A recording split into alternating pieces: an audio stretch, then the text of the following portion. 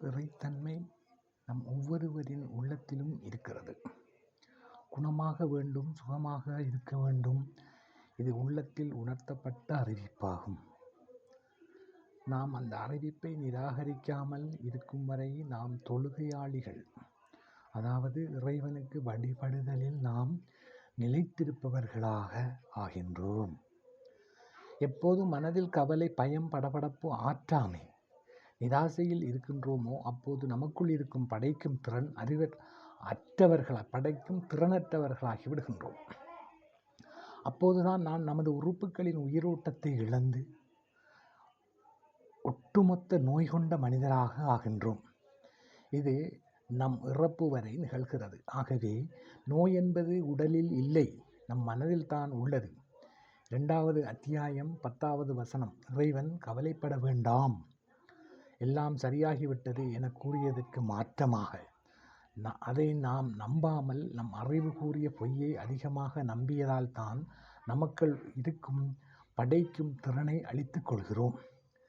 நம்மை நாம் உயர்வான நிலைக்கு செல்வதிலிருந்தும் மருத்துவ அறிவை பின்பற்றி நம்மை தாழ்த்தி கொள்கின்றோம். இறைவன் மனிதனுக்கு எந்த ஒரு தீங்கும் செய்யவில்லை. மனிதன் தனக்குத்தானே அநீதி இழைத்துக் கொள்கிறான். இந்த வசனத்தை, இந்த விஷயத்தை உங்கள்கிட்ட நான் ஏன் எத்தி வைக்கிறேன்னு சொன்னால், இந்த வசனத்தை நீங்கள் தெளிவாக புரிஞ்சு கொள்ளணும். மனதில் உள்ளது தான் நோயை தவிர உடலில் நோய் என்பது கிடையாது. எந்த நோயும் உடலில் உற்பத்தி ஆவதில்லை, மனதிலிருந்து உற்பத்தி ஆக்கப்படுவதே நோய்.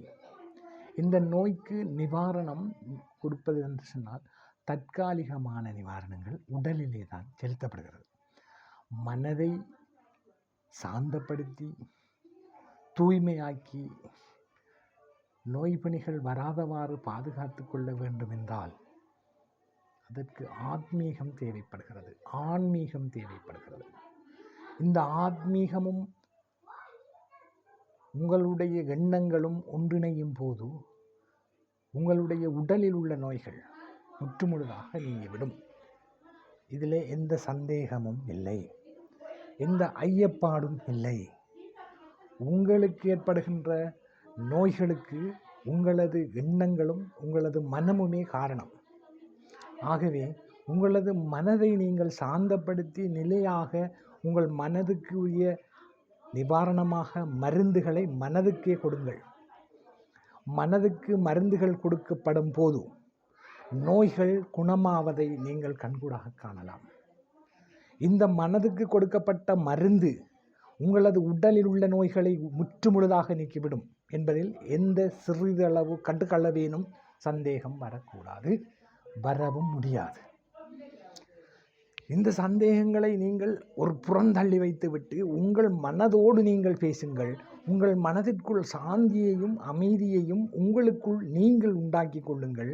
அந்த மனதை நீங்கள் செப்பனிட ஒரு நிலத்தை எப்படி உழந்து அதாவது பயிர் செய்கைக்கு உழுது பண்படுத்துவார்களோ அதே போல உங்கள் மனதை நீங்கள் பண்படுத்துங்கள்.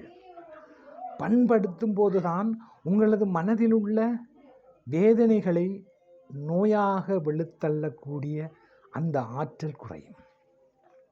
உங்கள் மனம் சரியான பாதையில் செல்லும்போது நோய் என்பது உங்களிலிருந்து வெளியேற்றப்படும். மனம் அமைதியாக்கப்படும் போது நீங்கள் வாழ்நாளில் ஆரோக்கியமானவராக திகழ்வீர்கள். இந்த ஆரோக்கியம் உங்களது வாழ்க்கையின் முக்கியமான ஒரு விஷயமாக கருதப்படும். நோயற்ற வாழ்வே குறைவற்ற செல்வம்.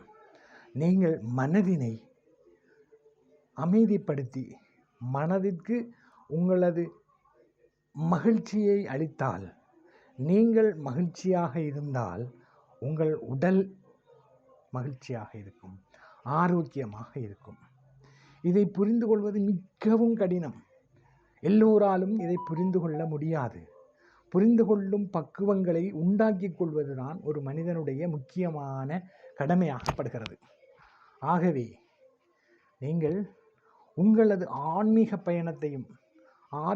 பயணத்தையும் மனதை சாந்தப்படுத்தும் பயிற்சி நிலையையும் நீங்கள் கற்று மனதுக்குரிய மருந்தை நீங்கள் உண்டு பழக வெளிப்புற உடலுக்கான நோய் மருந்துகளை நீங்கள் தவிர்த்து கொள்ள வேண்டும். இந்த மனதிற்கான நோய் மருந்துகளை மனதிற்கான மருந்துகளை நீங்கள் உட்கொள்ளும் போதோ உடலில் உள்ள நோய்க்கான மருந்துகளை நீங்கள் உட்கொள்ள வேண்டிய அவசியங்கள் ஏற்படாது. இது உங்களது மனதை நீங்கள் பக்குவப்படுத்திக் கொள்வதன் மூலமாக மட்டுமே உங்களது நோய்களை நீங்கள் குணப்படுத்திக் கொள்ள முடியும். தயவு செய்து ஒரு நேரம் ஒரு நிமிஷம் நீங்கள் சிந்தித்து பாருங்கள்.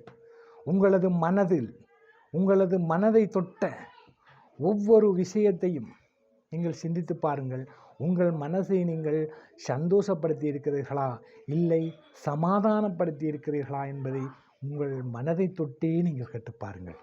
உங்கள் மனம் ஏன் எதற்கு என்ற கேள்விகளை உங்களுக்குள்ளே நீங்கள் கேட்டு பாருங்கள். மீண்டும் ஒரு பதிவில் உங்களை சந்திக்கும் வரை உங்களிடமிருந்து விடைபெறும் நான் டாக்டர் முகமது ஜி. இந்த பதிவு உங்களுக்கு பிடித்திருந்தால் எனது சேனலை சப்ஸ்கிரைப் பண்ணுங்கள். இன்னும் பிடித்திருந்தால் ஷேர் பண்ணுங்கள், லைக் பண்ணுங்கள். மீண்டும் ஒரு பதிவில் உங்களை வந்து சந்திக்கின்றேன்.